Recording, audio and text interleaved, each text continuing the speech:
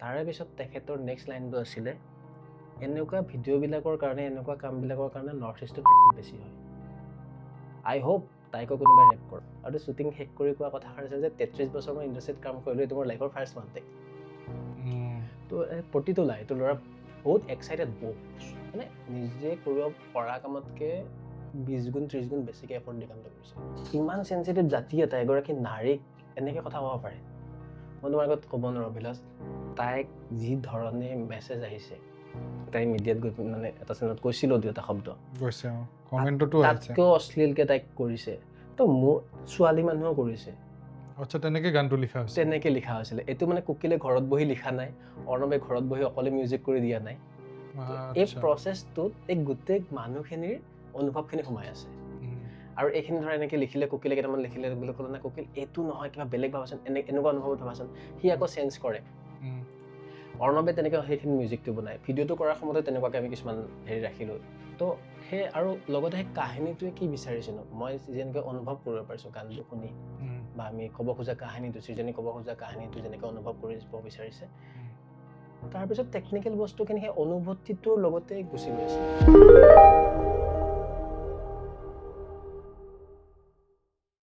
নমস্কাৰ, welcome to another episode of Outlook with Abhilash. আজি আমাৰ মাজত আছে এজন ডিৰেক্টৰ, নমস্কাৰ, এজন DOP, আৰু তেওঁৰ যোনখন ডেবিউ ফিল্ম সেইখনৰ জৰিয়তে তেওঁ নতুন নতুন আৰু ৰোলছত তেওঁক আমি দেখা পাম। Please welcome Manabjyoti Baruah, right? Full name. কি খবৰ মানৱ? বঢ়িয়া, তোমাৰ? ভাল ভাল ভাল। এই আৰু আমাৰ দৈনন্দিন জীৱন চলি আছে। এইটো মোৰ দৈনন্দিন জীৱনৰ এটা পাৰ্ট হৈ গৈছে এতিয়া পডকাষ্ট কৰাত। এইটো ভাল এটা পাৰ্ট, বেলেগ বেলেগ মানুহৰ কথা পাতি আছা। তোমাৰ পৰাও মই মানে এক্সপেক্ট কৰোঁ আজি কিবা দুটা কথা শিকিম, আৰু মই শিকিব পাৰিম বুলি ভাবিছোঁ, কাৰণ মোৰ কাৰণে এইটো প্ৰথম এক্সপিৰিয়েঞ্চ। কেমেৰাৰ পিছতে সদায় থকা যায়, আজি প্ৰথমবাৰ আগত। আচ্ছা, চ' ৱেলকাম আমাৰ এই হেৰিটোলৈ, পডকাষ্টটোলৈ। ষ্টাৰ্ট কৰিব বিচাৰিম অকণমান তোমাৰ চাইল্ডহুডৰ কথা আমি জানি পেলাই, getting straight into your early days, যাক আমি কওঁ স্কুলিং, আৰু কি হ'ল, কেনেকুৱা চিনাৰিঅ'ছ লাইফত আহিলে যাৰ ফলত তুমি আজি আহি পেলাই মানে আজি আমাৰ লগত ইয়াত বহি আছা। স্কুলিং মোৰ হ'ল দুলীয়াজান। মই পঢ়া শুনা দুলীয়াজানতে কৰা, ক্লাছ 2ৰ পৰা ক্লাছ 12লৈকে দুলীয়াজান। তাৰ আগতে মোৰ জন্ম হৈছিলে নলবাৰী জিলাৰ, তেতিয়া নাগৰিজুলি আছে, নাগৰিজুলিৰ নাম থাকে। এইটো বহুত ইণ্টাৰেষ্টিং কথা হৈ গ'ল। এতিয়া নাগৰিজুলি হৈ পেলাই তুমি দুলীয়াজান গুচি গ'লা। আৰু এতিয়া নাগৰিজুলি পৰে বড়োলেণ্ডত, তেতিয়া নলবাৰীতে আছিলে। আচ্ছা, এই বৰমাৰ ওচৰে পাজৰে তামোলপুৰৰ ওচৰত তেনেকুৱা জেগা চাগে। তো তাৰপিছত তোমাৰ সৰুত তাতে জন্ম পোৱা, তাৰপিছত নলবাৰীত যোনটো মোৰ দেউতাৰ ঘৰ, মানে তেওঁৰ তাতে মই ক্লাছ 1লৈকে তাতে পঢ়া। তাৰপিছত দুলীয়াজান গ'লোঁ, দেউতা দুলীয়াজানলৈ গ'ল, তাতে বাকী পঢ়া শুনাখিনি গোটেই চাইল্ডহুডটো তাতে। তো তেনেকৈ স্মৃতি মোৰ দুলীয়াজানৰে বেছি। তো এতিয়ালৈকে। তাৰপিছত গুৱাহাটী, 2012ৰ পৰা গুৱাহাটী, ইয়াতে গ্ৰেজুৱেশ্যন কৰিলোঁ বটানীত। তাৰপিছত তোমাৰ PVTIত মই cinematography, motion picture photography course এটা কৰিলোঁ। তাৰ পাছতে আৰু ধৰা চলি গৈ আছে আৰু জাৰ্নিটো। কিন্তু সেই ইণ্টাৰেষ্টটো কেনেকৈ আহিলে তোমাৰ PVTI জইন কৰা? চিনেমাৰ প্ৰতি ইণ্টাৰেষ্টটো তোমাৰ মানে এনেকুৱা হয়, সৰুৰ পৰা জানানে অভিলাষ, বহুত মানুহক থাকে ন যে নাটক কৰিছে, কিবা কৰিছে। মোক তেনেকৈ একো কৰিব দিয়া হোৱা নাছিলে। দেউতাৰ সপোন আছিলে মই ডক্তৰ হওঁ। তো দেউতা ভাবিছিলে ল'ৰাৰ পঢ়া শুনাত মন আছে, ডক্তৰ হ'ব, ল'ৰাৰ পঢ়া শুনাত ল'ৰাৰ মন নাই। তাৰপিছত তোমাৰ কিন্তু চিনেমা চাই বিৰাট ভাল পাইছিলোঁ। চিনেমা চোৱা যায়, বহুত চিনেমা চাই। মোৰ চিনেমা বটানীটো কেনেকৈ হ'ল যে মেডিকেল নহ'ল গতিকে বটানী কৰোঁ, তেনেকুৱা টাইপ নেকি? নহয়, সেইটো ইণ্টাৰেষ্ট মানে তোমাৰ চোৱা, মই চাগে টেকন'লজি ভাল পাইছিলোঁ। আমি ছেবাত পঢ়া, ক্লাছ 8ত আমি ল'ব লাগে ইলেক্টিভ ছাবজেক্ট। মই ল'লোঁ কম্পিউটাৰ, দেউতাই ক'লে নাই কম্পিউটাৰ নাই, এডভান্স মেথছ ল'লোঁ। হায়াৰ ছেকেণ্ডেৰীত আহিলোঁ, মই বোলে আকৌ কম্পিউটাৰ লওঁ। তাৰপিছতো আঁতৰাই পিনে বটনী ৰাখ, যেতিয়া তই মেডিকেল এণ্ট্ৰেঞ্চ দিব পাৰ। বায়'লজি ৰাখ, বায়'ল ৰাখ, তাতে মেডিকেল এণ্ট্ৰেঞ্চ দিব পাৰ, কাৰণ তোমাৰ কেমেষ্ট্ৰি, ফিজিক্স, বায়'লজি এণ্ট্ৰেঞ্চৰ কাৰণে। তোমাৰ একেবাৰে ইণ্টাৰেষ্ট নাছিলে মানে চায়েন্সত নাই ইণ্টাৰেষ্ট আছিল বায়'লজিত আৰু মানে বায়'লজি মই ভাল পাইছিলোঁ কিন্তু তাতকৈ চাগে মই কম্পিউটাৰৰ লগত ৰিলেটেড বস্তু বেছি ভাল পাইছিলোঁ যাৰ কাৰণে মই এতিয়া টেকন'লজিত কাম কৰি মই বেছি ভাল পাই আছোঁ ধৰা কাৰেক্ট তাৰপাছত তোমাৰ ডিগ্ৰী প্ৰথমবাৰ মানে হাই ছেকেণ্ডেৰী পাছ কৰাৰ পিছতে ডিগ্ৰী এডমিশ্যন ল'লোঁ মেডিকেলৰ এণ্ট্ৰেঞ্চ দি আছোঁ তাত এবাৰ ড্ৰপ দিলোঁ মাজতে তো এণ্ট্ৰেঞ্চ দিলোঁ মেডিকেল নহ'ল তাৰপিছতো দেউতাই বিচাৰি আছে বটনী তেতিয়া মই হেৰি পঢ়ি থাকোঁতে হাই ছেকেণ্ডেৰী পঢ়ি থাকোঁতে মোৰ ইণ্টাৰেষ্ট আছিলে বটনীৰ প্ৰতি মানে যদি গ্ৰেজুৱেশ্যন কৰোঁ মই বটনীত কৰিম আচ্ছা আৰু শেষৰ ফালে কি হ'ল কলেজত থাকোঁতে আমি এটা গ্ৰুপ তেনেকুৱা আছিলে তাতে নাটক কৰা আৰু কলেজত ভাওনা হৈছিলে তাৰ লগত জড়িত থাকি ক'ত পঢ়িছিলা আৰ্য বিদ্যাপীঠ কলেজ আচ্ছা তো মই যোনবাৰ ড্ৰপ দি গুচি গ'লোঁ তাৰপিছত আহি আকৌ যেতিয়া ৰিএডমিশ্যন ল'লোঁ আৰ্য বিদ্যাপীঠ কলেজখন এই হেৰিত আছে ন ৰিহাবাৰী চেৰাভাটি চাৰাভাটি বুজি পালোঁ মই তো তাতে তোমাৰ তেনেকৈ তো সেই লাহে লাহে যোনটো সৰুতে ধৰা ঘৰৰ পৰাই নিদিলেও সেই ইণ্টাৰেষ্টটো চাগে আছিলে তাৰপিছত ডিগ্ৰী খতম হোৱাৰ পিছত মই ভাবিলোঁ যে কি কৰোঁ মই ফটোগ্ৰাফীত ক'ৰবাত নহয় ইণ্টাৰেষ্ট এটা আছিলে তো তেনেকৈ গ'লোঁ PVTI গৈ পালোঁ খবৰ খাতি লৈ তো তপন দাস ছাৰে ক'লে যে তুমি ম'শ্যন পিকচাৰ ফটোগ্ৰাফী কৰা বেছি ভাল পাবা তো ছাৰৰ কওঁতে তেতিয়া প্ৰথম মই এটা still photography course then motion picture photography আৰু আমাৰ PVTIৰ সেই বছৰ যেতিয়া আমাৰ ডিপ্ল'মা ফিল্ম এখন বনাব লাগে তাতে ইণ্টাৰেষ্টিংলি আগতে প্ৰতি বছৰ এজন বেলেগ মানুহক দিয়ে দায়িত্ব কাৰণ আমাৰ ডিৰেকশ্যনৰ কোনো হেৰি কোৰ্ছ নাই ডিৰেকশ্যন কৰিবৰ কাৰণে বেলেগ মানুহক দিয়ে সেইবাৰ দিয়া হৈছিলে এই কামটো ডিৰেকশ্যন কৰিবৰ কাৰণে জুলন কৃষ্ণ মহন্তক আচ্ছা আৰু মই লগ পালোঁ জুলন ছাৰক আৰু জুলন ছাৰে সেই মানুহজন যোনজনে আচলতে মোক চিনেমাত আনিলে তো ছাৰে মোক আচলতে চিনেমাৰ অ আ ক খ জুলন ছাৰে শিকাইছে মানে তেওঁ মোক এডিটিঙত প্ৰথম বছৰত এডিটিং কৰিব দিয়ে বেয়া লাগে তো অশান্তি লাগে এই কি কামৰ কাম এডিটিং শিকাইছে আজি যদি মই এডিটিং কৰি আছোঁ প্ৰফেচনেলি বা কিবা বা চিনেমা আজি এনেকৈ চাব শিকিছোঁ বা চিনেমা আজি কৰিব পৰা হৈছোঁ সেই গোটেই বেছটো মোক বনাই দিয়া মানুহজন জুলন কৃষ্ণ মহন্ত আচ্ছা অ'কে জুলন দা আহিছে এইটো পডকাষ্টত বাই দ্য ৱে তো এতিয়ালৈকে মোৰ জাৰ্নিটো তেনেকৈ তাৰপিছত বাৰু ধৰা কাম কৰি কৰি শিকি থকা হৈছে এক্সপিৰিয়েঞ্চ তেনেকৈ ৰাইট তিতা কেৰেলা বুলি তোমাৰ হেৰিটো চালোঁ আজি আৰু ভালকৈ চালোঁ ওৱান টেক ভিডিঅ' এটা তুমি কৰিছা বহুত ধুনীয়া প্ৰচেছটো কোৱা আমাক কাৰণ মই বহুত ইণ্টাৰেষ্টেড মানে ওৱান টেক ভিডিঅ' এটা কাৰণ ইমানখিনি লাইটছ লাগিব জেগাই জেগাই বেলেগ বেলেগ ছেটআপ মই দেখিছোঁ ভালেকেইটা তোমালোকে ছেটআপ বনাইছা প্ৰচেছটো কোৱা এইটো কেনেকৈ প্লেন কৰিলা কেনেকৈ এক্সিকিউট কৰিছিলা তিতা কেৰেলাটো কৰাটো মোৰ কাৰণে মানে বহুত ডাঙৰ সেইটো বহুত ডাঙৰ এক্সপিৰিয়েঞ্চ মোৰ জীৱনৰ এটা কাৰণ এটা থাকে ন পোক এটা যে তুমি চিনেমাটোগ্ৰাফীত থাকিলে কিবা এটা অদ্ভুত কৰাৰ এটা সদায় মন থাকে সেই অদ্ভুতটো মোৰ কাৰণে চাগে ওৱান টেক এটা ভিডিঅ' এটা কেনেকৈ হয় সদায় থাকিছিল যে আগৰ পৰাই যদি কিবা সদায় মানে লগৰ যোনটো আৰু এবষ্ট্ৰেক্টৰ ভিডিঅ'টো বহুত এবষ্ট্ৰেক্টটো হয় তো লগৰ কিছুমান বন্ধু এনেকৈ বহিলে মই সদায় কওঁ যে কেতিয়াবা যদি এখন নিজে ওৱান টেক চিনেমা কৰিব পাৰোঁ ভাবিব পাৰোঁ আৰু মানে কোনোবা যদি অসমীয়া এজনে এখন ওৱান টেক চিনেমা বনায় মানে বঢ়িয়া কথা এটা ন মানে তো এই তিতা কেৰেলা গানটো সৃজনীয়ে যেতিয়া গানটো তাই ৰেডি কৰে যে ভিডিঅ' বনাব তো আমি তাই ক'লে যে গানটো যেতিয়া তাই প্ৰথমবাৰ মোক শুনাইছে আমি এনেকৈ বহি আছোঁ সন্মুখে গানটো শুনি মই কৈছোঁ এইটো ওৱান টেক কৰিব পাৰি তাই কৈছে পাৰি ন মই ভাবি আছিলোঁ তো সেই আইডিয়াটো আমি কেনেকৈ কৰিম ওৱান টেকটো তো সেইটো ভাবিলে কি কৰিম ওৱান টেকত তাৰপিছত আমি ভাবিলোঁ যে কি কৰিম ক'ত কৰিছিলা শ্বুট এইটো তোমাৰ এটা ঘৰ আছে সৃজনীহঁতৰ আছে মাকৰ ঘৰ যোনটো নগাঁও জাজৰি তো সেই ঘৰটোত তাৰপিছত আমি ভাবিলোঁ যে মই য'ত যিখিনি চাই আছিলোঁ ৰিচাৰ্চ কৰিছিলোঁ সদায় ওৱান টেক এটা কি হয় তোমাৰ এটা ষ্টুডিঅ' ছেটআপত হয় পেৰেলেলি এনেকৈ গৈ থাকে বেলেগ বেলেগ ছেটআপ হৈ থাকে তো মোৰ বহুত ছেট ডিজাইন লাগে তো মোৰ নিজৰ কিয় জানো হেৰি হ'ল যে আমি যদি এটা ৰিয়েল লোকেশ্যনত কৰোঁ আৰু আমি এনেকৈ পেৰেলেলি জাষ্ট এনেকৈ মুভ নকৰোঁ আমি বেলেগ বেলেগ স্পেচ এক্সপ্ল'ৰ কৰোঁ তেনেকৈ ভাবিলোঁ আমি ডিছকাছ কৰোঁ তেনেকৈ ডেভেলপ হ'ল আমি ঘৰটো গৈ চালোঁ তো ঘৰটোত আমি কেনেকৈ ডেভেলপ কৰিব পাৰিলোঁ আমি ডিছকাছ কৰি গৈ আছিলোঁ সৃজনীৰ আইডিয়াবিলাক আছিলে তাতে সেইখিনি আইডিয়া টেকনিকেলি কেনেকৈ নিব লাগে তো তেনেকৈ তিতা কেৰেলাৰ গোটেই জাৰ্ণিটো হৈছে মানে আৰু মোৰ কাৰণে হৈ পৰিলে যে মই যদি এইটোক কেনেকৈ লাইটিং কৰিম মোৰ কাৰণে হৈ পৰিল যে সেই ঘৰটোত বেলেগ বেলেগ এটা ঘৰততো বেলেগ বেলেগ কাহিনী যেতিয়া হৈ আছে বেলেগ বেলেগ ৰুমত ইভেন প্ৰথম চিনটোতে যে চোৱা এখন চোতালতে বেলেগ বেলেগ বস্তু ঘটি আছে ন যোনখন চোতালত গাড়ী আছিলে তাইক কোনোবাই হেৰি কৰি আছিলে সেই চোতালখন পিছত প্ৰগ্ৰেম চলি আছে বা ৰুমটোত সোমাই পিনে এইফালে দুখীয়া ঘৰ ধনী ঘৰ তো এই বস্তুটো আছিলে এইখনতো ষ্টেজ হয় ন মোৰ কাৰণে এখন ষ্টেজৰ লাইটিংটো মই ভাবিলোঁ যে আমি নাটকত ষ্টেজত কেনেকৈ লাইট কৰে সদায় টপ লাইটবোৰ থাকে শ্বেড'জ এৰিয়া বহুত থাকে তেনেকৈ কৰি যাব পাৰোঁ নেকি পিছত নামঘৰ এটা থাকে তো সেই আৰু লগতে সেই কাহিনীটোৱে কি বিচাৰিছিলোঁ মই যেনেকৈ অনুভৱ কৰিব পাৰিছোঁ গানটো শুনি বা আমি ক'ব খোজা কাহিনীটো সৃজনী ক'ব খোজা কাহিনীটো যেনেকৈ অনুভৱ কৰিব বিচাৰিছে তাৰপিছত টেকনিকেল বস্তুখিনি সেই অনুভূতিটোৰ লগতে গুচি গৈ আছিলে মানে যেনেকে প্ৰপাৰলি ষ্টৰি বৰ্ডিং কৰি মেলি কৰিছিলা নে আমাৰ ইমান ছেকেণ্ডতে এইখিনি আহি পাব লাগিব যেনেকে তুমি যদি চোৱা ভিডিঅ' পুৰা কাট টু কাট হয় কাট টু কাট কাৰণ লিপ সিংক আছে ন লিপচিংক আছে তাই গাই থাকিব লাগে তাই কষ্ট হৈছিলে যে তাই দুবাৰ কষ্টিউম চেঞ্জ কৰে গানটোত টোটেল 3টা কষ্টিউম আৰু অকল কষ্টিউম না অৰ্নামেণ্ট চেঞ্জ হৈ আছে তাইৰ তো সেইখিনিও তাইৰ আছিলে তো আৰু লগতে বাকী আমাৰ ক্ৰিউটোৰো বহুত কাম আছিলে যে আমি এইটো ৰুমত সোমালেহে এইটো লাইট অন হ'ব এইফালে মই কেমেৰা মুভ হোৱাৰ লগে এইটো লাইট অফ হ'ব লাগিব এই প্ৰপাৰ্টিখিনি আঁতৰাই নিব লাগিব তুমি যদি সোমাই যাওঁতে চোৱা মন কৰিবা সোমাই যোৱা কৰিডৰটোত একো নাছিলে যেতিয়ালৈকে আমি ওলাই আহো তাতে বহুত কিবা কিবি বান্ধি থোৱা আছিলে মালাজ আছিলে এফালে লাইট বান্ধি থোৱা আছে সেই চোতালখনতে একো অডিয়েঞ্চ নাছিলে তাত প্ৰায় 200 মানুহ থাকে তো তাতে এটা ক্ৰেন এখনো মুভ হয় লাষ্টৰ ক্ৰেনত উঠি যাওঁ মানুহৰ মাজৰ পৰা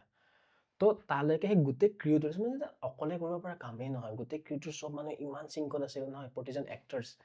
এই হেৰিত নামঘৰত আহি বহা তাই চিনটো সৃজনীক যোনে তোমাৰ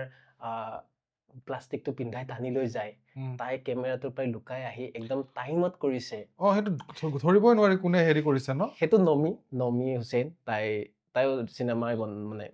কোনে কৰিলে বস্তুটো ব্লেন্ড হৈ যায় ন সেই বস্তুটো ইন্টাৰেষ্টিং লাগিছে মোৰ প্ৰতিজন মানুহে নিজৰ কামটো ইমান ধুনীয়াকে টাইমত কৰিছিলে মানে প্ৰতিজন এক্টৰ টেকনিচিয়ান লাইট দাদা চবে সৃজনীক মানে মেকআপত যোন আছিলে তেওঁলোকে যেনেকৈ কষ্টিউম চেঞ্জ কৰাত হেল্প কৰিছে পুৰা টাইমত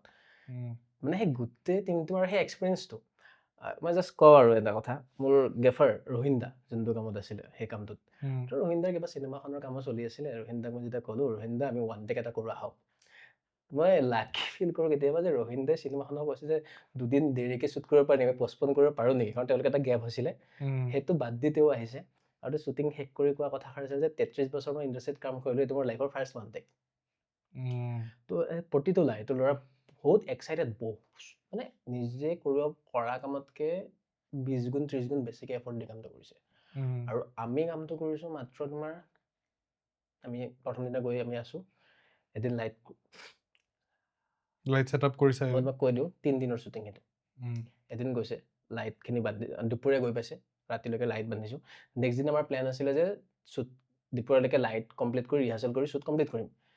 কিন্তু আমাৰ ৰাতি 12টা বাজি গ'ল শ্বুটটো কমপ্লিট নহ'ল শ্বুটটো কমপ্লিট নোহোৱাৰ কাৰণে আমি আৰু বেলেগ আৰ্টিষ্ট আছিলে যে গাঁওখনৰ বহুত মানুহ সেইখিনি গাঁৱৰ হেৰি হয় তেওঁলোকে এই অডিয়েঞ্চৰ কাৰণে আৰু এগৰাকী আৰ্টিষ্ট আছিলে দিনতে আহি আছে তো আমি 12টাত আমি ক'লোঁ যে নাই নহ'ব আমি এৰি দিওঁ আজৰত নহ'ব পৰা নাই সৃজনী তো তাইও ডিচিশ্যন ল'লে যে অ'কে ঠিক আছে আৰু এটা হেৰিও থাকে যে কি হ'ব মানে নহ'ল দেখোন কাৰণ আমাৰ প্লেন আছিলে যে গধূলিতে আমি শেষ কৰিম ৰিহাৰ্চেল গধূলিৰ ভিতৰত আমি পাই যাম আৰু ৰাতিলৈকে কিন্তু আমি ৰিহাৰ্চেল আৰম্ভ ষ্টাৰ্ট কৰোঁতে 10টা বাজি গ'ল আমাৰ ফাৰ্ষ্ট টেকটো হয় আৰু তো ওৱান টেক ফাৰ্ষ্ট টাইম আৰু লাইফত মোৰো ফাৰ্ষ্ট টাইম কাম মই তেনেকৈ একো কাম কৰা নাই এইটো ফাৰ্ষ্ট এক্সপিৰিয়েঞ্চ তো তোমাৰ ঠিক কৰিলোঁ যে নাই আজি চব মানুহো টায়াৰ্ড বহুত বেছি তো ছেকেণ্ড দিনা জমনি হ'ল যে আগদিনা ইমান মানুহ আহিছিলে অডিয়েঞ্চৰ কাৰণে আমি পিছদিনা ৰেডি ধুনীয়াকৈ 6টা বজাতে শ্বট ল'ম শেষ হৈ যাব সেইদিনা আমাৰ অডিয়েঞ্চ অহা নাই মানুহ নাই কাৰণ ভাবিলে আগদিনা দেৰি হৈছে গতিকে দেৰিকৈ আহিম লাকিলি আমি তাৰে দুগৰাকীমান গাঁৱৰে মানুহ পালোঁ তেওঁলোকে ঘৰে ঘৰে গৈ মানুহ বিচাৰি আনিছে গাড়ীত উঠাই মেলি আনি আৰু আমাৰ ধুনীয়াকৈ 8টা বজাত মানত মানুহ 8:30 অলমষ্ট ভৰ্তি হৈ গ'ল আমাক লগা মানুহখিনি দেন আমি ফাৰ্ষ্ট টেকটো লৈছোঁ যোনটো তোমালোকে দেখা সেইটো ওৱান টেক ছেকেণ্ড টেক এটা লৈছিলোঁ যোনটো আমি ছেটিছফাইড বেছি নহয় মানে এবাৰ থাকে ন মানে মোৰো এজ এ চিনেমাটোগ্ৰাফাৰ 2টা টেকত ডান মই সেইটো সুধিব খুজিছিলোঁ মোষ্ট ইম্পৰ্টেণ্ট কোৱেশ্চন কিমানটা টেক প্ৰথম টেকটো ৰাখিছোঁ ছেকেণ্ড টেকটো মানে ভাবিছিলোঁ বেটাৰ পাওঁ নেকি বুলি এটা লোৱা যে সৰু সৰু দুটামান পইণ্টত মানে ধৰা যে মই এইখিনি আৰু অলপ মুভমেণ্ট কৰিব পাৰোঁ এনেকুৱা তাৰ কাৰণে কিন্তু ফাৰ্ষ্ট টেকটোত আমি ছেটিছফাইড হ'লোঁ পিছত চবে তো এইটোৱে ওৱান টেক মানে সেইকাৰণে মই কওঁ যে সেই টিমৰ যোনটো এফৰ্ট প্ৰতিজন মানুহৰ এইটো বিৰাট বঢ়িয়া আছিলে তো সেইকাৰণে তিতা কেৰেলা বিৰাট স্পেচিয়েল মোৰ কাৰণে শিকাৰ কাৰণে বা সদায় থাকি যাব চাগে লগত নাইচ তোমাৰ তুমি কাম কৰা এটা গান আছে হেৰি স্মৃতি ৰুদালি বুলি তোমাৰ চাগে ফাৰ্ষ্ট প্ৰজেক্ট সেইটো অৰ্ঘৰ লগতো মষ্টলি অৰ্ঘৰ লগত নহয় ফাৰ্ষ্ট প্ৰজেক্ট আচলতে তেনেকে নহয় এটা চাইড যদি হয় এটা চাইড হয় আজি আমি টিম ফাৰ্ষ্ট প্ৰজেক্ট আমাৰ আগতে আমি শ্বুট কৰিছোঁ মই চিনেমাটোগ্ৰাফি কৰা ভিডিঅ' বেলেগ লিৰিক্স বেলেগ মিউজিক ভিডিঅ' সি এক্টিং কৰিছে তেনেকুৱা কাম কৰিছোঁ এইটো লকডাউনৰ সময়ৰ কথা 2021 তোমাৰ এনেই বহি বহি আমনি লাগিছে এতিয়া চবেই আমনি লাগি আছে চবৰেতো জানাই আৰু লকডাউনত যি হৈছিলে আমাৰ তো মই অৰ্ণৱ বশিষ্ঠ মিউজিক ডিৰেক্টৰ হয় সি তো এতিয়া সি চেন্নাইত আছে সি ভাল বঢ়িয়া কাম কৰি আছে অৰ্ণৱক ক'লো অৰ্ণৱ আমি এনেই বহি আছোঁ কিবা এটা কৰোঁ ব'লা পাৰিনে আৰু সেইটো মোক কোৱা যায় কাৰোবাক লগ পালে ওচৰৰ মানুহৰ বোলচোন একেলগে মিলি কিবা এটা কৰোঁ তো অৰ্ণৱক ক'লো সি মই ভাবা নাছিলোঁ হ'ব চাগে কিবা এটা সি 2 দিন পিছতে এটা টিউন বনাই মোক পঠাই দিলে মানুহ দা এইটো কৰোঁ কিবা মই টিউনটো মই অৰ্ঘক ক'লো অৰ্ঘ একেলগে কিবা এটা কৰোঁ নে অৰ্ঘক দিলোঁ সি ভাল পালে তো আৰু এজন বন্ধু আছিলে কুকিল প্ৰতিম শইকীয়া যোনে গানটো লিখিছে স্মৃতি ৰজালি কুকিলক ক'লো মই বন্ধু এজন আছিলে সুনয়না দত্ত তো সুনয়নাক ক'লো সুনয়নাতে মুম্বাইত থাকে সুনয়না তুমি যদি এমুঠি পুঠি চিনেমাখন চাইছা তাৰে এছ'চিয়েট ডিৰেক্টৰ ৰাইটাৰ জানো মই হা তো আমি চবেই লকডাউনত ঘৰৰ পৰাই গধূলি 2-3 ঘণ্টা আমি জুম মিটত লগ পাওঁ আচ্ছা তাত বস্তুটো প্লেন কৰিবৰ কাৰণে আৰু তাতে সকলোৱে নিজৰ অনুভৱবিলাক প্ৰকাশ কৰে তাৰে ওপৰত কুকিলে লিখে আচ্ছা তেনেকে গানটো লিখা হৈছিলে এইটো মানে কুকিলে ঘৰত বহি লিখা নাই অৰ্ণৱে ঘৰত বহি অকলে মিউজিক কৰি দিয়া নাই এই প্ৰচেছটোত এই গোটেই মানুহখিনিৰ অনুভৱখিনি সোমাই আছে আৰু এইখিনি ধৰা এনেকে লিখিলে কুকিলে কেইটামান লিখিলে বুলি ক'লে না কুকিল এইটো নহয় কিবা বেলেগ ভাবাচোন এনেকুৱা অনুভৱত ভাবাচোন সি আকৌ চেঞ্জ কৰে অৰ্ণৱে তেনেকে সেইখিনি মিউজিকটো বনায় ভিডিঅ'টো কৰাৰ সময়তে তেনেকুৱাকে আমি কিছুমান হেৰি ৰাখিলোঁ তো ভিডিঅ'টো মোৰ মন আছিলে যে মোৰ কাৰণে এটা এক্সপেৰিমেণ্ট যিহেতু হয় যে মই অকল এক্সট্ৰিম লং শ্বটেদি ভিডিঅ' এটা কৰিব মন আছিলে আমি কোৱা হয় ন লং শ্বট এটাৰ পিছত ক্ল'জ এটা আহোঁ মিড এটা আহোঁ আমি ক্ল'জ এটা আহোঁ হেৰি কৰে তো মন আছিলে যে সেই ফ্ল'টো ৰাখি পিনে ফ্ল'টো নাভাঙাকৈ অকল এক্সট্ৰিম লং শ্বটত পাৰিম নে নোৱাৰিম তো তেনেকে সেইটো ভিডিঅ' কৰা আৰম্ভ হ'ল তো আমি লকডাউনতে শ্বুট কৰা সেইটো ভিডিঅ' অলপ গাঁও এৰিয়াত শ্বুট কৰা গাঁও এৰিয়া আমি পাঠশালাত শ্বুট কৰিছিলোঁ আচ্ছা অৰ্ণৱৰ গাঁৱত তাতে থাকি লৈ পিনে পাঠশালাৰ আছিলে ওচৰে পাজৰে আৰু এই বাগমাৰা বুৰৈতে আছে এৰিয়া এটা আৰু অকণমান ঠাই ভূটান বৰ্ডাৰ ফালেও আছে সেই এৰিয়াখিনিতে কৰা তো সেইটো এক্সপিৰিয়েঞ্চ বঢ়িয়া তেতিয়াই কাৰণ এইটো বস্তু বহুত কণ্ট্ৰাষ্টিং মানে তিতা কেৰেলাটো যেনেকুৱা বহুত মুভমেণ্ট কিবা কিবি আৰু সেইটো বহুত কাম ৰ'দা স্মৃতিৰ মই সেইকাৰণে কাৰণে মোক মানে ধৰা যেতিয়াই মিউজিক বা গানটো শুনি সেই কথাখিনি যোনটো মোক অনুভৱ দিয়ে ভিতৰৰ পৰাই তো সেই অনুভৱটোতে কাম কৰিব মন যায় তো সেই গানটোৱে মোক তেনেকুৱা এটা অনুভৱেই দিছিলে যে মই বহি দূৰৰ পৰা চাই আছোঁ কাৰোবাৰ ঘটি গৈছে তো কেমেৰাটো মোৰ কাৰণে তেনেকৈ আছিলে দূৰত ঘটনা এটা ঘটি আছে অডিয়েঞ্চজনী আমাৰ বহি চাইহে আছে তো সেইকাৰণে সেই মোৰ মানে অনুভৱ কৰা বস্তু এটা সেইটো তো তেনেকেই সেইটোৰ প্ৰকাশটো আৰু মানে স্মৃতি ৰদালিৰ আৰু ভাল এইটো কাৰণে লাগে যে স্মৃতি ৰদালি কালি অৰ্ঘ টেগ কৰিছে এতিয়াও কিছুমান মানুহে সেই গানটো শুনি টেগ কৰে অৰ্ঘক অৰ্ণৱক কুকিলক যে সেই গানটো শুনি তেওঁলোকে হিল হোৱা বুলি লিখে সেই গানটো শুনি ৰাতিপুৱা গধূলি এবাৰ শুনে তেওঁলোকে কাৰোবাৰ জীৱনত কিবা অশান্তি চলি থাকিলে গানটো শুনি ভাল পায় তো সেইটো আমাৰ টিমটোৰ কাৰণে এটা ব্লেছিং সদায় মানে অৰ্ঘতে যোনটো অৰ্ণৱ বিশেষকৈ চাব গ'লে গান অৰ্ণৱ আৰু কুকিলৰ যোনটো সৃষ্টি আৰু মানে ধৰা এজন চেম কুকিল নে যোন মিউজিক বাস্কেটৰ চেম কুকিল জড়িত হৈ আছে তাৰ বিষয়ে আমি কথা পাতিম একদম মিউজিক বাস্কেটৰ বাট ভাল লাগিলে তুমি মানে এই গানটোৰ কথা আমি এটলিষ্ট পাতিলোঁ মানে আৰু অলপ বুজি পালোঁ মই আৰু অৰ্ঘ এইটো গান এবাৰ পাৰফৰ্মো কৰিছোঁ যোৱা বছৰ শ্ব' এটাত আমি ভাবি আছিলোঁ যে আমি একেলগে মোৰ মানে মন আছিলে তাৰ লগত মানে শ্ব' এটাত তাক মাতি পেলাই এটা গান একেলগে কৰা ভাবিলোঁ কোনটো কৰিব পাৰি ভাবিলোঁ স্মৃতি ৰদালি বিৰাট বিশেষ মোৰ কাৰণে আমাৰ গোটেই টিমটোৰ কাৰণে আমি মানে এইটো কাৰণ সেই সময়খিনিত যোনটো আমাৰ আমি যোনটো প্ৰচেছেদি কামটো কৰিছিলোঁ সেই প্ৰচেছটো আচলতে বহুত ইম্পৰ্টেণ্ট অল্ড স্কুল প্ৰচেছ অকণমান কাৰণ মানে কি হয় বহুত কাম এনেকুৱা হয় ন মই যে চিনেমাটোগ্ৰাফাৰ কাম কৰোঁ আজিকালি বহুত বেছিভাগ কাম তেনেকুৱা বহুত ডিছকানেক্টেড হৈ পেলাই হয় মানে ধৰা ৰাতি ফোন কৰিব কাইলৈ শ্বুট এটা আছে য'ত তোমাৰ ধৰিবা লিৰিচিষ্টজনক অলৰেডি মিউজিক এটা বনাই দিয়া হৈছে লিৰিচিষ্টজনে নিজৰ মতে নিজে লিখিছে আৰু লিৰিচিষ্ট ডিছকাশ্যন বেছড জেম কৰি পেলাই বস্তু বহুত কম ওলায় আজিকালিৰ যুগত চিনেমাটো ইভেন সেই বস্তুটো নাই আজিকালি মই লাকি যে মোৰ ওচৰে পাজৰে তেনেকুৱা কিছুমান বন্ধু পাইছোঁ যোনে সেই প্ৰচেছটোত বিলিভ কৰে আৰু আমি একেলগে কাম কৰিব পাৰোঁ যাৰ পৰা মই শিকিব পাৰোঁ বহুতখিনি কথা আমাৰ চিনেমাখনৰ ক্ষেত্ৰত তেনেকুৱা এটা প্ৰচেছে আছিলে তো মই সুধিব বিচাৰিম বায়'স্কোপৰ বিষয়ে আৰু যোনটো তোমালোকে গ্ৰুপ বনালা ডাকৱাল প্ৰডাকশ্যনছ ৰাইট বায়'স্কোপ আৰু ডাকৱাল প্ৰডাকশ্যনছ বায়'স্কোপ তোমাৰ আৰম্ভণি 2019 মোৰ প্ৰথম শ্বৰ্ট ফিল্মখন কৰোঁতে মোৰ বন্ধু এজনী পংখী পেগু তাই কষ্টিউম ডিজাইনাৰ হয় তাই আগৰ পৰা কাম কৰে তাৰপিছত তোমাৰ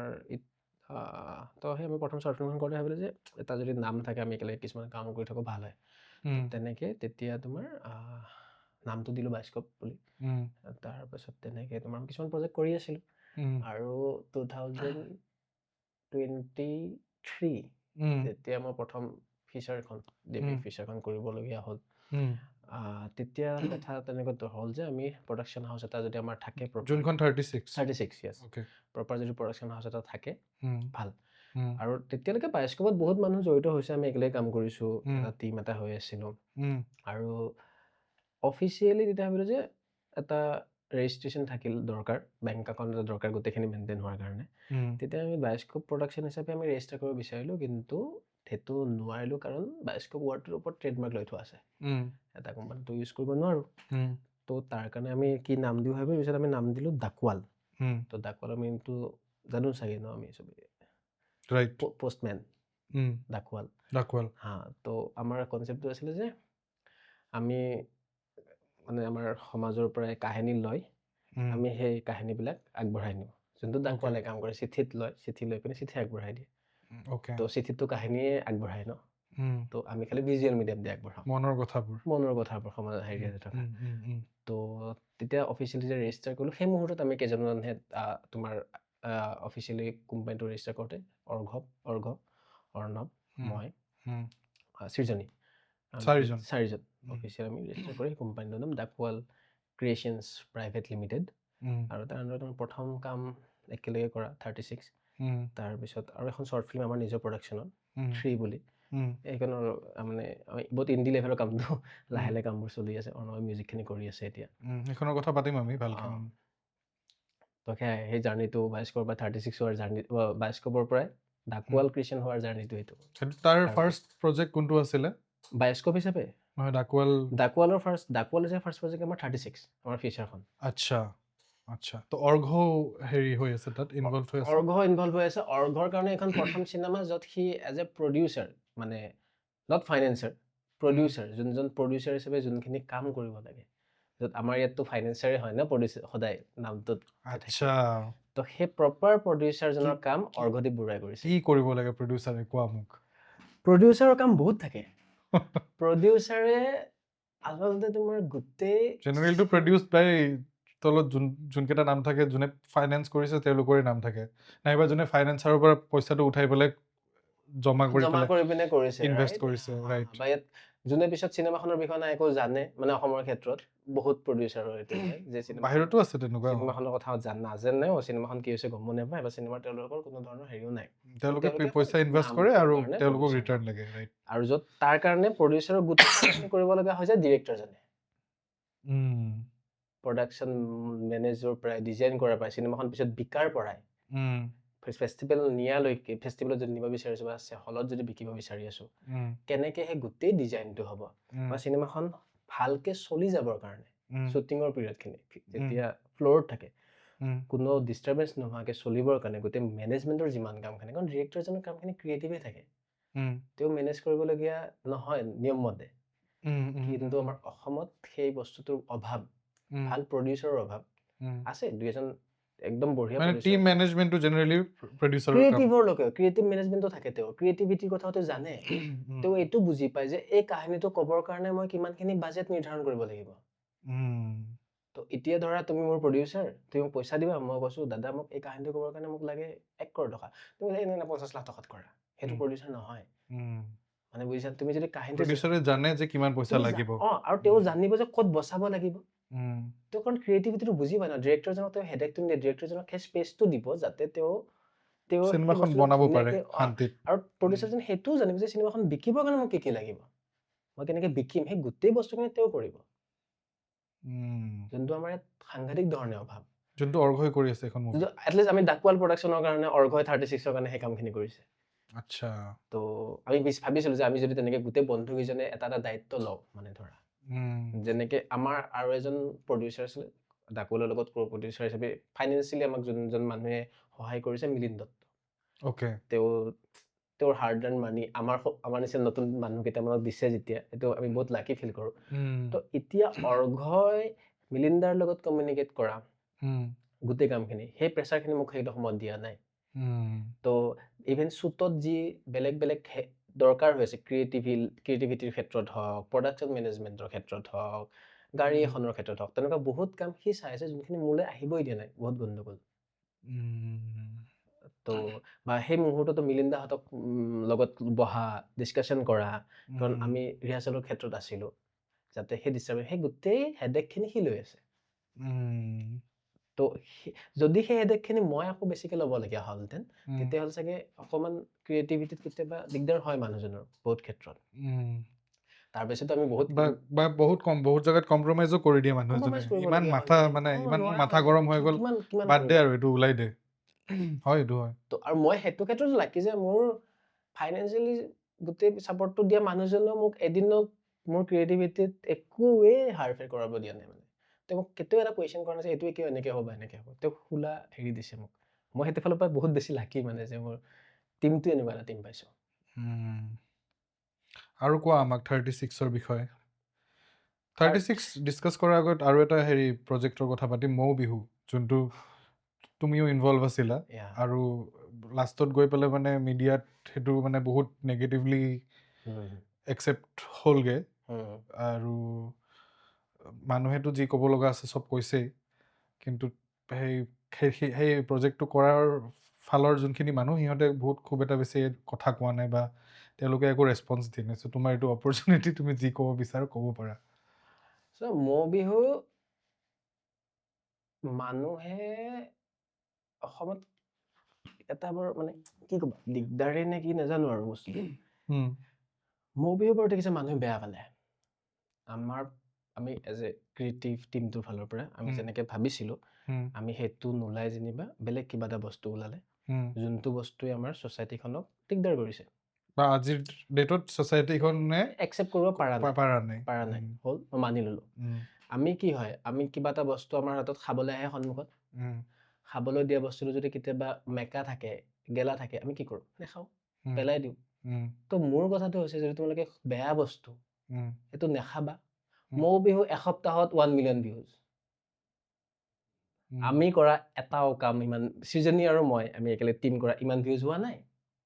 তাৰে আগতে আমি এটা কাম কৰিছিলোঁ তিতা কেৰেলা যোনটো তোমাৰ অলৰেডি কথা পাতিলোঁ তিতা কেৰেলা মইতো ভাবোঁ যে তিতা কেৰেলাৰ আমাৰ যোনটো স্কেল আছিলে ওৱান টেক মিউজিক ভিডিঅ' এটা অসমত তেতিয়া কেতিয়াও তেনেকৈ হোৱা নাই এজ এন আৰ্টিষ্ট তিতা কেৰেলা কৰিবৰ কাৰণে সৃজনীয়ে যোনটো ষ্টেপ লৈছিলে তাইৰ গানটো হওক তাই নিজে প্ৰডিউচ কৰিছে তাইৰ বেলেগ বেলেগ হেৰি কৰি ইনকাম কৰা কিছুমান পইচা তোমাৰ ধৰা তাই লিখে হেৰি কৰে সেই পইচাবোৰ জমা কৰি তাই তিতা কেৰেলাত ইনভেষ্ট কৰি তাই কৰিছে সেই আৰ্টিষ্টজনৰ সেইটো বেছি ডাঙৰ প্ৰজেক্ট আছিলে ক'ব গ'লে এইটোতকৈ তো সেইটোৰ বিষয়টো কোনো মিডিয়াই ডিছকাছ কৰা নাই কোনোৱে মাতিনি কৰা নাই ইয়াত মানে চবেই দেখিছোঁ আমি যে তাৰে পিছত এটা এনেকুৱা এটা আমি জাতি যোনে আমাৰ মিউজিক মানে আমাৰ সংগীতক আমাৰ বিহুক অপমান কৰা বুলি এই ল'ৰা ছোৱালীকেইটাই বা এই ছোৱালীগৰাকীক ধৰিলোঁ বা সৃজনীকে ধৰিলোঁ যে তাই বেয়া কৰিছে বুলি তোমালোকৰ গাত ইমান কথা লাগিছে তাৰে পিছত ইমান চেঞ্চিটিভ জাতি এটা এগৰাকী নাৰীক এনেকৈ কথা ক'ব পাৰে মই তোমাৰ আগত ক'ব নোৱাৰোঁ অভিলাষ তাইক যি ধৰণে মেছেজ আহিছে তাই মিডিয়াত গৈ মানে এটা চেনেলত কৈছিলোঁ দুটা শব্দ তাতকৈও অশ্লীলকৈ তাইক কৰিছে তো মোৰ ছোৱালী মানুহো কৰিছে মোৰ কথাটো হ'ল যে সেইটো মই জানা নাছিলোঁ মোলৈ এটা ফোন আহিছিলে মই আজি বাৰু ঠিক আছে কৈ দিওঁ মোলৈ এটা ফোন আহিছিলে এজন মানুহে মোক কৈছে মই এতিয়া জাষ্ট তো যে তেওঁৰ কোনোবা এগৰাকী ফ্ৰেণ্ড তেওঁ ছ'চিয়েল ৱৰ্ক কৰে পঢ়া শুনা মানুহ ছ'চিয়েল ৱৰ্ক কৰে গুৱাহাটীৰ মানুহ সেই মানুহগৰাকী মই নাম নাজানো মই নামটো জনা হ'লে মই কৈ দিলোঁ হয় তেওঁক কৈছে যে আমি মুৰ্গীবিলাকৰ কাৰণে আমি মাত মাতি আছোঁ মুৰ্গীবিলাক কেজত থ'ব নালাগে মুৰ্গীবিলাকে কষ্ট পায় আৰু ইহঁতে এনেকৈ মুৰ্গী কাটা দেখাই আছে কিমান তেওঁ চেঞ্চিটিভ মানুহ দেই কিমান ভালকে ভাবিছে ন মুৰ্গীকেইটাৰ কথা। তাৰে পিছত তেখেতৰ নেক্সট লাইনটো আছিলে, এনেকুৱা ভিডিঅ'বিলাকৰ কাৰণে, এনেকুৱা কামবিলাকৰ কাৰণে নৰ্থ ইষ্টত বেছি হয়। আই হোপ তাইকো কোনোবাই কৰক। সেই বুলি মানে সেই কৈছে। মানুহ মাৰিব কৰিছে। তুমি এগৰাকী মহিলা হয়, এগৰাকী মহিলাৰ কথা এনেকে ক'ব পাৰিছা? মই মানি ললো হয় যে ক'ব পাৰে যে ইমান বেয়া কাম কৰিছে, তাইক জেলত দি দে, তাইক ফাঁচি দি দে। তো কোনোবা এগৰাকী মহিলাক সেইটো কথা কৈ আছে, আৰু তেখেতে ছ'চিয়েল ৱৰ্ক কৰি আছে, তেওঁ ছাগলী, গৰু, জীৱ জন্তুৰ কাৰণে মাত মাতি আছে, মুৰ্গী, কুকুৰৰ কাৰণে মাত মাতি, ইমান চেঞ্চিটিভ মানুহ। কিন্তু মানুহ কেনেকে, মানে মই সেইটো আচৰিত পাওঁ মানুহবিলাকক। ক'লে বেছি হয়, কিন্তু এজন আছে আমাৰ ইয়াত, বহুত পডকাষ্ট কৰে, ভাল, চবে চাই। তো তেওঁ ধুনীয়াকে কৈছিলে এটা, মই নিজে দেখা, যে তেওঁ এই আৰ্টিষ্টগৰাকী ক'ৰ পৰা আহিলে নাজানে, মৌ বিহু বনাইছে আৰু অসমখন বেয়াৰ পথলৈ, অসমীয়া সংস্কৃতিক বেয়াৰ পথলৈ আগবঢ়াই দিছে, তেওঁ আগতে চোৱা নাই। তো মোক জানতাজ মোৰ প্ৰশ্ন এটা, সেই একেটা চেনেলতে তেওঁৰ বেলেগ কামো আছে, তুমি এইটো এভইড কৰি বাকী কামকেইটা কিয় নাচালা? সেইগৰাকী আৰ্টিষ্টে তিতা কেৰেলা বনাইছিলে, সেইগৰাকী আৰ্টিষ্টে জ্যোতিপ্ৰসাদ আগৰৱালাৰ প্ৰথম গানটোক ভিডিঅ' বনাইছিলে, যোনটো চৰি ভূপেন হাজৰিকাৰ প্ৰথমটো গান, যোনটো ভূপেন হাজৰিকাৰ মাতত ডাবিং হোৱা প্ৰথমটো গানৰ ওপৰত তেওঁ এটা মিউজিক ভিডিঅ' বনাইছে, তেওঁ সেইটো গাইছে আকৌ এবাৰ। সেই গানটো তোমালোকে চোৱা নাই, সেইটোৰ ওপৰত কথা পতা হ'লে জ্যোতিপ্ৰসাদে, সেইটো বৰ ধুনীয়া কথা এটা, জ্যোতিপ্ৰসাদৰ জয়মতী চিনেমাত থকা গান নহয় দেই, বহুতে নাজানে, জয়মতী চিনেমাত থকা গানৰ পিছত জ্যোতিপ্ৰসাদে জেডিঅ'ৰ কাৰণে জয়মতী নাটক এখন লিখিছিলে, তাতে গান এটা আছিলে, যোনটো গান ভূপেন হাজৰিকাই প্ৰথম গাইছিলে।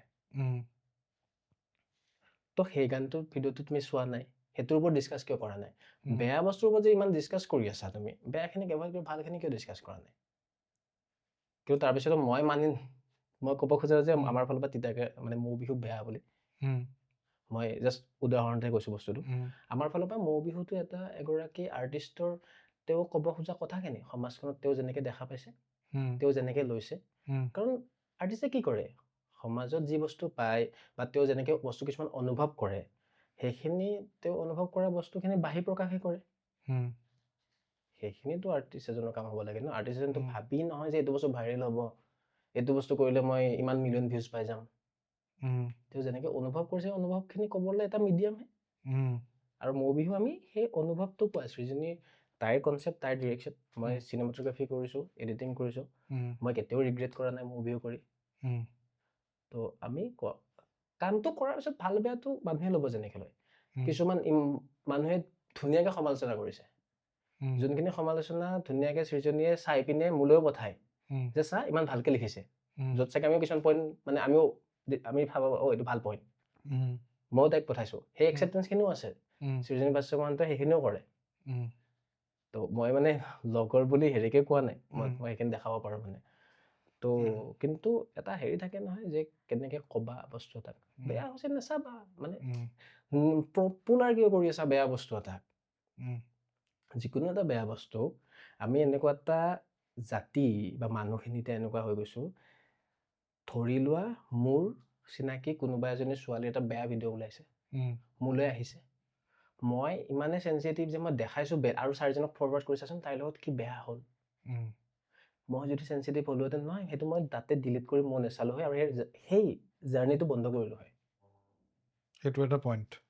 সেইটো কৰা নাই নহয়, মই ফৰৱাৰ্ডহে কৰি আছো। তেতিয়াহ'লে মই নিজকে চেঞ্চিটিভ বুলি ক'ম নে? মই মানে নাৰীৰ প্ৰতি মোৰ কিবা দৰদ আছে বুলি ক'ম নে? নকওঁ, মই এতিয়া এনজয় কৰি আছো। চেম সেইটোৱে হৈ আছে, সেইটোৱে চাইছে। মৌ বিহু চাই পিনেতো মানুহে কিছুমান এনেকুৱা কমেণ্ট দিছে, লাষ্টত একো দেখা নাপালো। কাৰণ কিছুমান ইউটিউবাৰে তেওঁলোকৰ ভিউজ পাবৰ কাৰণে, মিডিয়াই ভিউজ পাবৰ কাৰণে তাতে লিখি লিখি দিছিলে যে এইটো পৰ্ণ বনোৱা হৈছে অসমীয়াত। তো মোৰ তেওঁলোকক মাতি আনি সুধিব ভালকে মন আছে, পৰ্ণ আৰু মানে পৰ্ণ কি হয়? কাৰণ তেওঁলোকে ধুনীয়াকে থাম্বনেইলখন বনাই দিলে যে এইটো আছে, দুটামান চিনক বেয়াকে কাটি দেখালে। গানটো যদি আৰম্ভণিৰ পৰা চাই শেষলৈকে চাই হেৰি নহ'ব ন, কিন্তু শেষৰ দুটা চিন যদি তোমাক এনেকে দেখাই দিয়ে, তো তুমি বেলেগকে ভাবিবা বস্তুটো। সেইটো কৰি তেওঁলোকে নিজৰ বাহ গোটালে। তো সেইটোৱে হ'ল, মানে জাষ্ট সুবিধাহে লয় মানে। ভিডিঅ'টোতো বহুত দীঘল, ভিডিঅ'টো আৰম্ভণি কথাখিনি চোৱা নাই, তাইক ক'ব কি খুজিছে সেইখিনিও বহুতে উপলব্ধি কৰা নাই। তাৰ লগত আৰু মোক কৈ থাকিলে বহুত হয়, মোৰ আৰু এটা প্ৰব্লেম আছে কিছুমান মানুহে যাক মই ক'বলৈ নাজানো ক'ব লাগে নে নালাগে যোনবিলাক মানুহে যেনে চোৱা কিছুমান মানুহে গানটো বেয়া পাইছে ডাইৰেক্ট লিখিছে ছ'চিয়েল মিডিয়াত কিছু মানুহে ভাল পাইছে ফৰে আছে দুইজনে লিখিছেও ঠিক আছে কিছু মানুহ এনেকুৱা আছে কিছুমান মানুহে ফৰেও লিখিছে বাৰু হয় ফৰে লিখিছে কিছু মানুহ একেন ফৰে লিখাৰ মানে নহয় কমেণ্টত বেলেগে আহি কাজিয়া কৰিছে সেই কিয় এইটো হ'ব পাৰে বুলি এতিয়া কিছুমান মানুহ আছে যোনবিলাক মানুহে ধৰক সংগীতৰ তেওঁলোকৰ দখল আছে সংগীতত তেওঁলোকৰ নাম আছে তেওঁলোকে ফোন কৰি পিনে কৈছে যে এইটো তহঁতে একো বেয়া কাম কৰা নাই বিহু এইটো হ'ব পাৰে এইটো আপত্তি নাই বিহু তেনেকুৱা বস্তু থাকিব পাৰে তেওঁলোকে ফোন কৰিহে কৈছে কিন্তু যে এই যুদ্ধখন চলি আছে সেই যুদ্ধখনত কিন্তু কাৰণ তেওঁলোকৰ ষ্টেটমেণ্ট এটা দৰকাৰী সেইটো তেওঁলোকে কিন্তু তাতে নাই লিখা কিয় কাৰণ তেওঁলোকে এনেকুৱা এটা মানুহ হয় যে বাকী মানুহবিলাকে তোমাক বেয়া পাই যাব কিন্তু মই এই মানুহকেইটাৰ লগত ভাল থাকিবলৈ ফোন কৰি ক'ম সেইটোতো হয় আমি বহুতখিনি কথা আমি নকওঁ সমাজৰ কথা ভাবি পেলাই বহুত কথা নকওঁ তো যদি মোৰ ষ্টেটমেণ্টটোৱে আজি এটা মোৰ দখল থকা বিষয় তাতে মই বুজি পাইছো যে এইটো বস্তুত দেখোন কিছু মানুহে ভুলকে কাৰোবাক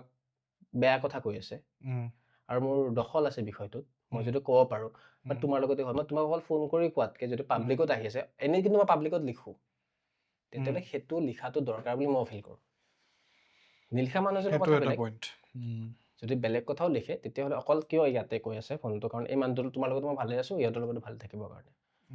তো মোৰ কাৰণে সেইটো এটা সুবিধাবাদী মানুহৰ হেৰি যেনে লাগে মানে ধৰা তুমি পাৰ্চনেলি কিবা নিজৰ পাৰ্চনেল লাইফত প্ৰব্লেম পাইছা নেকি এইটো প্ৰজেক্টৰ লগত ময়ো বিহু কৰি ৰিলেটেড থকাৰ কাৰণে ময়ো বিহু মই পাৰ্চনেল লাইফত একো প্ৰব্লেম পোৱা নাই মানুহে তোমাক কিবা এনেকে ফেচ টু ফেচ আহি কেতিয়াবা ফেচ টু ফেচ কৰা নাই ইনষ্টাগ্ৰামত কোনোবাই টেগ কৰিছিলে মই দেখিছো আৰু মই একো তাতে ৰেছপণ্ড কৰা নাই তাতে শেষ মই ভাবো যে মোক যোনটো বস্তু মানে চোৱা কতেতো বহুতে ক'ব ন যিটো গৈ থাকিব মোৰ দৰকাৰ আছে নে নাই সেই বস্তুটোক মই জানো তোমাৰ যদি এইখিনি বস্তু দৰকাৰ নাই তো মই তাৰ পৰা বাদ দিয়া আৰু আগবাঢ়া আৰু চিম্পল কথা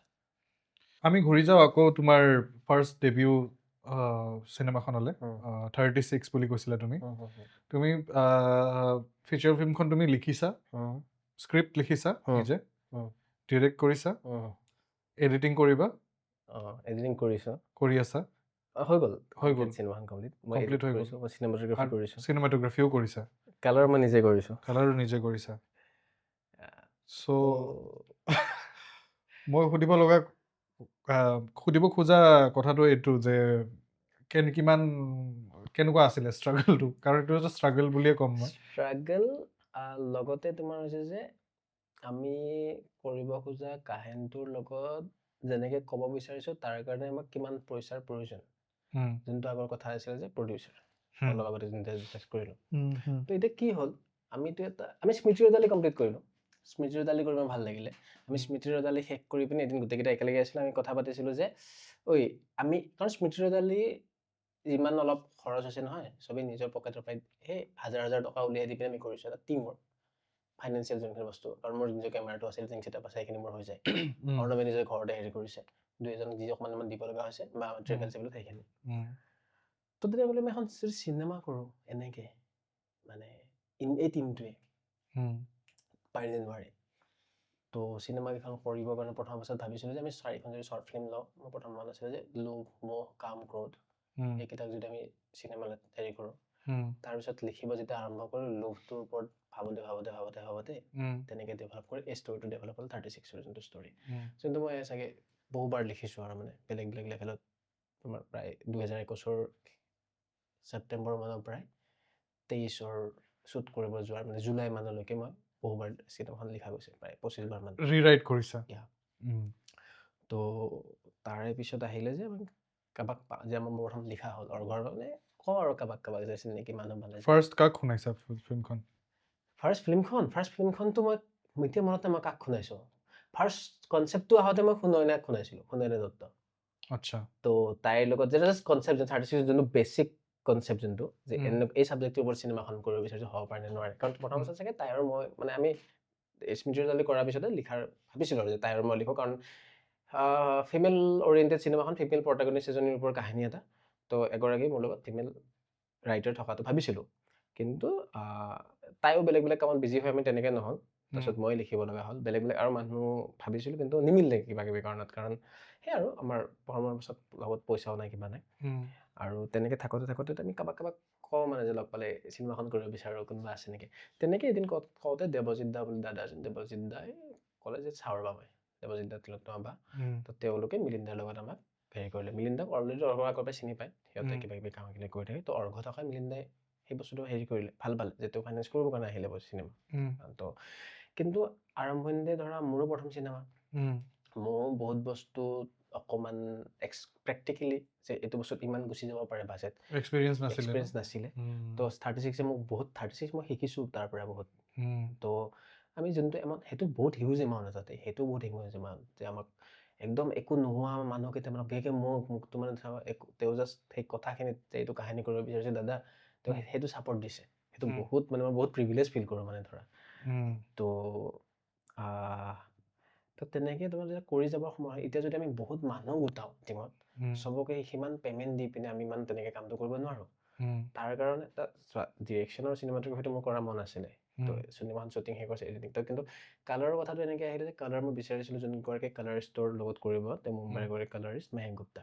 মোৰ এতিয়াও মন আছে যে তেওঁৰ লগত কৰোঁ, কিন্তু তেওঁৰ সেইটো সময়ত এটা বাজেট যোনটো দিলে, তেওঁ আকৌ এটা কোম্পানীৰ লগত কাম কৰে, তো সেইটো আমাৰ কাৰণে সম্ভৱ নহয় মানে ধৰা।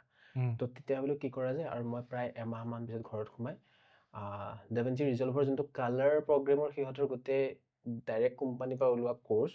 মই সেইটো কোৰ্চ কৰি আছিলোঁ সিহঁতৰ লগত অনলাইন, যাতে মই চিনেমাখনক ভালকৈ মানে টেকনিকেলি, কাৰণ আইডিয়াটো আছিলে মোক এনেকুৱা এনেকুৱা বস্তুখিনি লাগে, টেকনিকেলি ছফ্টৱেৰটোৰ লগত মই হেৰি হ'বৰ কাৰণে। তো তাৰপিছত ফাইনেলি আহি গ'ল যে কালাৰটো কৰা। তো আৰু প্ৰডাকশ্যনটো চাব লগা হ'ল, কাৰণ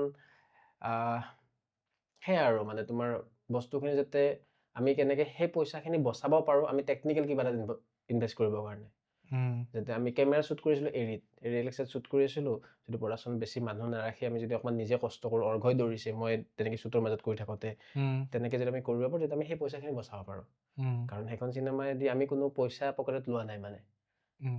সেইখন চিনেমা বনাবলৈ কাৰণে বনাইছা আৰু সেইখিনি পইচা যি পাইছোঁ গোটেই পইচাখিনি বনাই, পাৰিলে আমাৰ পৰা অলপ যদি সোমাইছে সেইটোহে, তেনেকুৱা মানে। ৰিটাৰ্ণ যেতিয়া আহিব সেইটো আমাৰ লৈ আহক, তেনেকুৱা আমাৰ আইডিয়া মানে। বুজি পাইছোঁ। আৰু আমি চিনেমাখনৰ গোটেই প্ৰচেছটোত প্ৰায় তেনেকৈ বনাবই লাগিব ফাৰ্ষ্ট কেইখনমান মুভি। তোমাৰ ৰিহাৰ্চেলৰ এটা প্ৰচেছ আছিলে আৰ্টিষ্টৰ লগত। তো মানে ৰিডিং নহয়, প্ৰপাৰ ৰিহাৰ্চেল নহয়, তোমাৰ ৰিডিং লগতে তোমাৰ কেৰেক্টাৰটো বুজা, কেৰেক্টাৰটোৰ এটা প্ৰচেছ, কেৰেক্টাৰটো ডেভেলপ কৰা, ৱৰ্কশ্বপ তোমাৰ লগতে মই বিচাৰিছিলোঁ যে কেৰেক্টাৰটো মোৰ চিনেমাখন কৰিছে সৃজনী ভাস্কৰমহন্তই, প্ৰটাগনিষ্ট কেৰেক্টাৰটো, যোনজনী চিনেমাৰ মেইন প্ৰটাগনিষ্ট। তো তাইক মই সেই কেৰেক্টাৰটো জীয়াব দিব বিচাৰিছিলোঁ। তাই যেতিয়া শ্বুটত এই চিনকেইটাত তাই বহুত কাম যে মোৰ সৃজনী নহয়, ৰশ্মিয়ে কৰে কামটো। মানে মোৰ কেৰেক্টাৰটোৰ নাম ৰশ্মি চিনেমাখনৰ। তো সৃজনীয়ে কৰি থাকিব নালাগে, সৃজনী যেতিয়া মোক বুজি পালে চিনেমাখন, তাই কৰিম বুলি যেতিয়া ক'লে, তাৰপিছত মই তাইক বিচাৰিছোঁ তই মোক 3 মাহ সময় দিব লাগিব। কিন্তু সেই সময়খিনিত তাই মোৰ কেৰেক্টাৰটো যোনটো কষ্টিউম তেনেকৈ আছে, তেনেকৈ তাই ঘূৰিছে ফুৰিছে, বেলেগেও কাম কৰা নাই, সেই কেৰেক্টাৰটো জীয়াবৰ কাৰণে আমি এটা চেষ্টা কৰিছিলোঁ তাইক, মানে মেথড এক্টিং। তো অপুদা আছিলে, অপুদা এই কেৰেক্টাৰ এটা আছে, অপুদাও চেম 2 মাহ আমাক সময় দিছে। তো তেনেকৈ সেই জাৰ্ণি। অপুদাও আহিছিলে এইটো পডকাষ্টত। অ'কে, 36ৰ কথা তেওঁ কৈছিলে চাগে। তো 36খন এতিয়া গৈ ৰেডি হৈছে ন? মানে হ'ল আৰু কেইদিনমান আগত তোমাৰ আমি এতিয়া ফেষ্টিভেলবোৰ পঠাব লৈছোঁ। তো তোমাৰ সেই জাৰ্ণিটোত মই বহুত শিকিছোঁ। 36 জাৰ্ণিত মই শিকিছোঁ যে মই নেক্সট কি কৰিব নালাগে, এক্টৰৰ লগত ডিল কৰোঁতে হওক বা কেনেকৈ চাওঁতে হওক বা কৰোঁতে হওক। তো নিজে সেই কামখিনি কৰোঁতে শিকাও বহুত যায় পিছে। আৰু মোৰ এটা বেয়া গুণ আছে, গোটেই কামখিনি মোৰ চকুৰ আগত হৈ থাকিলে ভাল পাওঁ, মই গম পাই থাকিব লাগে হৈ আছে নে নাই। তুমি বহুত বেছি কণ্ট্ৰলিং হয় নেকি মানুহটো? সেইটো মোৰ লগত কাম কৰা মানুহখিনিয়ে গম পাব। কিন্তু মই কাৰণ তেনেকৈ ক'লেতো বস্তুটো আল্টিমেটলি অকণমান কণ্ট্ৰলিং টাইপ হৈ গ'ল ন, গোটেইখিনি বস্তু যদি তুমি নহয়। মই মানে ধৰা এইটো অকণমান দিগদাৰ যে ধৰি লোৱা প্ৰডাকশ্যনৰ গাড়ীখন মই কৈ দিছোঁ প্ৰডাকশ্যন মেনেজাৰজনক যে ৰাতিপুৱা মোক 6টা বজাত গাড়ীখন ইয়াত লাগে। মই ৰাতিপুৱা সেই একে সময়তে মই তাক উঠি পিনে মই এবাৰ ফোন কৰি সুধিম গাড়ীখন কল কৰিছেনে, কাৰণ নহ'লে বহুত সময়ত প্ৰডাকশ্যন গাড়ী সময়ত আহি নাপায় কাৰণে শ্বুটিং লেট হয়। আৰু 36 আমি শ্বুট কৰিছোঁ অকল 10 দিনত। এইটো মই সুধিম বুলি ভাবিছিলোঁ 10 দিনত ইণ্টাৰেষ্টিং। তো সেইটো হ'ব পাৰে কিমানটা চিন আছে সেইটোতো ক'ব পাৰা? চিন নাম্বাৰ ৱাইজ এৰাউণ্ড 96 নে 97 তেনেকুৱা 97 চিনছ গোটেই চিনেমাখনত সৰু ডাঙৰ তেনেকৈ মিলাই 10 দিনত শ্বুট কৰিছা। তো সেইটোত এটা বহুত হেল্প হৈছিলে এক্টৰখিনি যে আগৰ পৰাই নিজৰ কেৰেক্টাৰত সোমাই আছিলে তেওঁলোকে বহুত চিন ওৱান টেকত কৰিছে।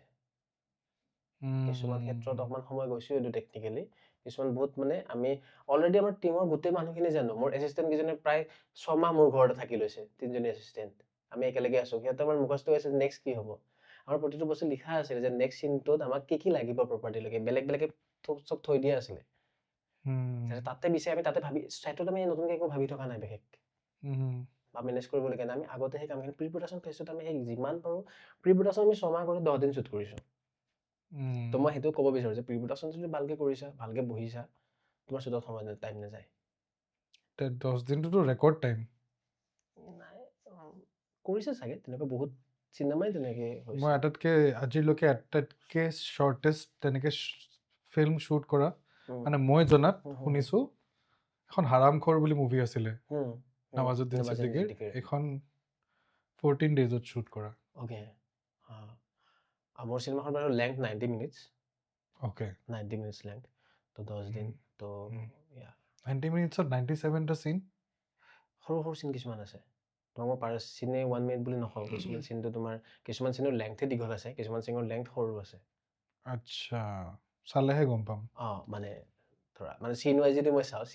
চিনবোৰ কেনেকৈ চেঞ্জ হয়। আমি ধৰা ইয়াতে 2 ছেকেণ্ড কথা পাতি থকা এটা চিন হ'ব পাৰে, ইয়াৰ পৰা উঠি গৈ বেলেগত গৈছোঁ যে ছেকেণ্ড চিন ন। আচ্ছা সেইটো হিচাপত মানে মোৰ নাম্বাৰ যদি তুমি সোধা। তুমি ৰিচেণ্টলি মিউজিক বাস্কেট প্ৰজেক্টটোত কাম কৰিছিলা। এক্সপিৰিয়েঞ্চেছ কোৱা আমাক মিউজিক বাস্কেটৰ, আৰু মিউজিক বাস্কেটৰ বিষয়ে অকণমান কোৱা যিহেতু এটা বহুত বেলেগ ধৰণৰ প্ৰজেক্ট এটা হৈ আছে। মিউজিক বাস্কেটটো প্ৰথম সপোন দেখা মানুহ দুজন, কোকিল প্ৰতিম শইকীয়া আৰু মৃন্ময় শৰ্মা। তো কোকিল লিৰিচিষ্ট ছিংগাৰ, সি নতুনকৈ গান গাবলৈ আৰম্ভ কৰিছে। আগতে সি নেগাইছিলে, আমাক শুনাই আমি কওঁ যে গোৱা তুমি গাব লাগে। তো মিউজিক বাস্কেটৰ আমাৰ যোনটো ফাৰ্ষ্ট ৰিলিজ ভাওনা, সেইটো কোকিলে ফাৰ্ষ্ট তাৰ ডেবিউ চং এজ এ ছিংগাৰ সি লিখিছে, সি লিখে কম্প'জ কৰিছে সেইটো গান আৰু কিছুমান গান। মিউজিক বাস্কেটৰ টোটেল 10টা গান আছে প্ৰথম ছিজনটোত আমাৰ। তো সেই 10টা গান গোটেইকেইটা মিউজিক কৰিছে মৃন্ময় দাই। তাৰে 8টা গান লিখিছে কোকিলে, এটা গান লিখিছে ৰাহুল গৌতম শৰ্মা আৰু এটা লিখিছে এগৰাকী নীলাক্ষী চক্ৰৱৰ্তী বুলি বেংগলী গান এটা আছে, তেখেতে লিখিছে। যোনটো মৈত্ৰী বাতৰি যোনটো গাইছে সেইটো গানো ৰিলিজ হ'ল চাগে? সেইটো গান ৰিলিজ হৈছে। তো আমাৰ আহিব বাকী আছে গানকেইটা। তো আমি তেনেকৈ আচলতে মাহত 2টামানকৈ গান আমি দিয়াৰ প্লেন কৰি আছিলোঁ, কিন্তু সেই আৰু গোটেই অসমবাসীৰ কাৰণে বেয়া খবৰ জুবিনদাৰ খবৰটো, তেতিয়াই গোটেই বস্তুখিনি অকণমান পিছুৱাই দিয়া হৈছিলে আৰু এতিয়া লাহে লাহে আকৌ প্লেন লোৱা হৈছে আহিব বাকী গানকেইটা। মিউজিক বাস্কেটৰ ভিডিঅ'ৰ যিমান দায়িত্বখিনি মোৰ আছিলে আৰু সেইটো মোৰ কাৰণে বিৰাট ইণ্টাৰেষ্টিং এটা হেৰি যে আকৌ বাজেট টাইট ইণ্ডিভিজুৱেলৰ কথা, কাৰণ মৃন্ময় দাই এইটো বাৰু মানে আৰ্টিষ্টবিলাক কেনেকুৱা হয় দেই। মৃন্ময় দাই মিউজিক বাস্কেটৰ আগে আগে শ্ব' কৰিছে ইউৰোপত। মৃন্ময় দাই সুনেৰী চৌহানৰ লগত পিয়ানো বজায়, জানো মই। তো তেওঁ সেই শ্ব' কৰা যোনখিনি পইচা সেই গোটেই পইচাখিনি মিউজিক বাস্কেটত ইনভেষ্ট কৰিছে। কোকিল প্ৰতিম শইকীয়াই চাকৰি কৰে APDCL-ত, সি দৰমহাৰ পইচা তাতে ইনভেষ্ট কৰিছে। তো কাৰণ খৰচ হৈছে 4 দিন, আমি 4 দিন শ্বুটিং কৰিছোঁ, 4 দিনত আমি 10টা গান শ্বুটিং কৰিছোঁ। তাৰে 8টা গান পাৰফৰ্মেঞ্চ টাইপকৈ আছে, 3টা তেনেকৈ কৰিছোঁ। এটা গান আছে তোমাৰ জ্যোতিপ্ৰসাদ আগৰৱালাৰ এখন নাটক আছে কাৰেঙৰ লিগিৰি। তো কাৰেঙৰ লিগিৰিগৰাকীৰ পাৰ্চপেক্টিভত এটা গান লিখিছে ৰাহুল গৌতম শৰ্মাই। তো সেই গানটোৰ আমি সেই নাটকখনক মানে সেই 3 মিনিটৰ ভিতৰত কেনেকৈ পাৰোঁ আমি এটা প্ৰেজেণ্ট কৰিব ট্ৰাই কৰিছোঁ। সেইটো ভিডিঅ' শ্বুট হৈছে একেলগে হৈছে সেই 4 দিনতে। আচ্ছা আৰু এটা গান আছে যোনটো ওৱান টেক এটা মিউজিক ভিডিঅ' এটা আছে তাতে। ওৱান টেক থাকিবই লাগিব মানে নাই গানটো শুনি আকৌ সেয়া গানটো শুনি ফিল হ'ল যে এইটো ওৱান টেকত হ'ব পাৰে। এইটো বাৰু ইমান তেনেকুৱা নহয়, এইটো এটা স্পেচিয়েল বস্তু এটা। তো সেইখিনি মিউজিক নতুন এটা এক্সপিৰিয়েঞ্চ, কাৰণ তেনেকে টাইম কম টাইম কম কণ্টেণ্ট বেছি ন হা। তো আৰু নৰ্মেলটো কেতিয়াবা আমি এটা মিউজিক ভিডিঅ' 4 দিন শ্বুট কৰোঁ, আৰু সেই একেখিনি আৰ্টিষ্টে একেখিনি টিমে দিনে ৰাতি কৰিছে ধৰা, সেইটো ভাল মানে চবৰ কাৰণে নতুন এক্সপিৰিয়েঞ্চ এটা সেইটো। এজন যিহেতু তুমি তোমাৰ অলৰেডি ফাৰ্ষ্ট ফিল্মখন বনালা, তো এজন এনেকুৱা ব্যক্তি যোনে তেওঁৰ প্ৰথমখন ফিচাৰ ফিল্ম বা প্ৰথমখন শ্বৰ্ট ফিল্ম বনাব গৈ আছে বা সেই হেৰিটোত মানে সেই জাৰ্ণিটোত ওলাই পৰিছে, তেওঁক তুমি কি মানে এডভাইচ দিব বিচাৰিবা? মই জাষ্ট এটাই কথা যে তুমি বনাই দিয়া, যেনেকুৱাই হওক যি হওক বনাই দিব লাগে।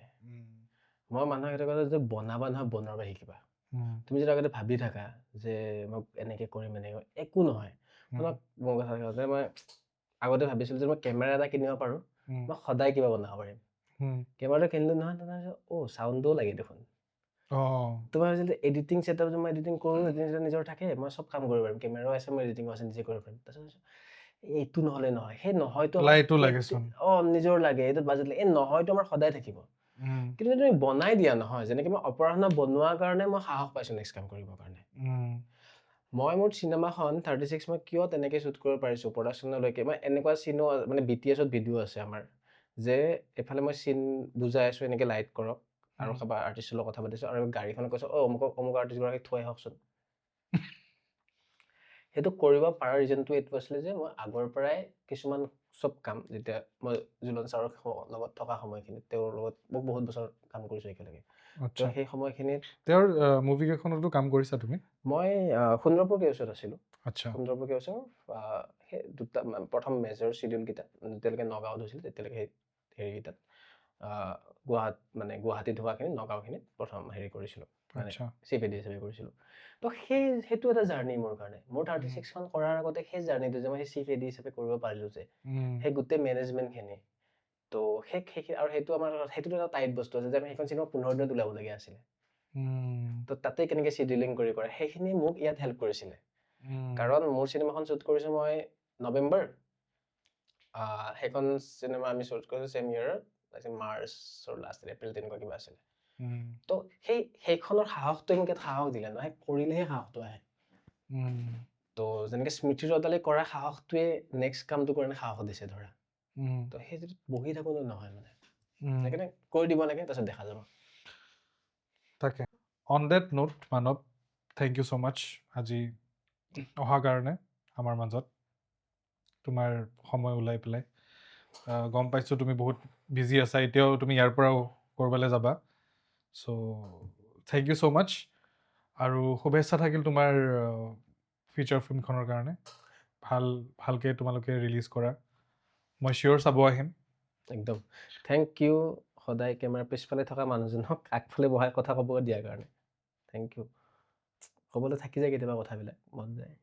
তুমি স্পেচটো দিছা। Thank you so' much.